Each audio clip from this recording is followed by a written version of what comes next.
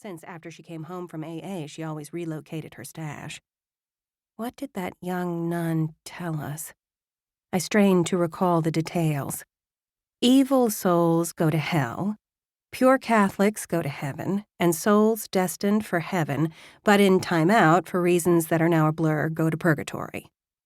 I'm certain she said one couldn't go from purgatory to hell, or stay in purgatory forever, because I remember finding it odd there were such defined, well-documented rules. Did someone have a direct line with God? And if so, could we kindly request more willpower for our mother? I do sense there's more to the spiritual world than my current purview, but see no path to get there. For me, there's nothing but space and time.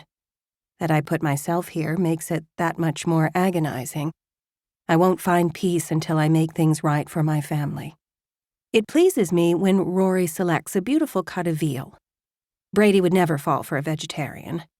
Her choices suggest she's a good cook. Pancetta, scallions, artichokes, capers. Ingredients you'd avoid if you didn't know what you were doing. My replacement needs to know her way around a kitchen. Growing up, my mother leveraged the same 10 ingredients for breakfast, lunch, and dinner. Our menu recycled like the school cafeterias. Steak and potatoes from the night before became steak and hash browns for breakfast, steak sandwiches for lunch, and beef stew for dinner. Mayonnaise was duct tape in her kitchen. There was nothing it couldn't fix. Too dry? Spicy? Soupy? Thank God for Hellmann's. By the time I had my own kitchen, I was desperate for variety, leaving Brady spoiled. With me gone, he's lost weight. Too much weight.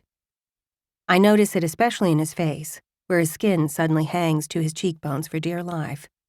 Dinners were a big event in our house. We ate late to accommodate Brady's work schedule. I gave Eve a sizable after-school snack, and she never complained. We all looked forward to the hour together. Every night, I set the table with clean linens and our gold-rimmed wedding china. The china was mostly to tease my sister, Megan, who claimed registering for it was a waste. "You'll never use it, Maddie," she warned. "No one ever does." I'd call her sometimes as I set out the plates, and we'd laugh. "Who knew you'd become such a domestic diva?" she said one night. "I thought the ambition of a Wellesley College valedictorian would shatter glass ceilings." Right before I thought to be offended, she added, "Somehow you were blessed with perspective most intelligent people lack." That's Meg for you. When Brady got home, he'd go straight for the stereo. Hellos and everything else commenced only after the music started. Harry Connick Jr. is Brady's favorite. I joked it was because people say they look alike, with their brown flowing hair and eyes set wide apart, but really, Brady loves anything that relies heavily on the piano. Music floated through the house as I put the finishing touches on dinner. We'd often sit at the table long after we finished eating, announcing our roses and thorns of the day, making plans for the upcoming weekend, laughing, occasionally debating. I'd advertise the book that had my attention, and Eve and Brady would rattle off all the reasons they were too busy to borrow it when I finished. Eve came out with some doozies during these meals, often putting her raging hormonal perspective out there to digest with dinner. One night, when her usual vivacity didn't return with her from school, she said, "My thorn today was realizing that I have nothing to do with who I am.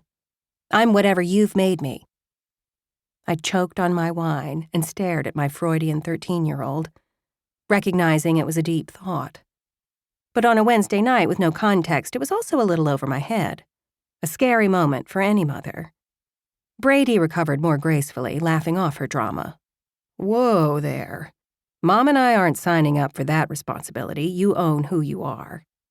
It still sounded strange to hear Brady call me Mom. We swore we'd never be that couple.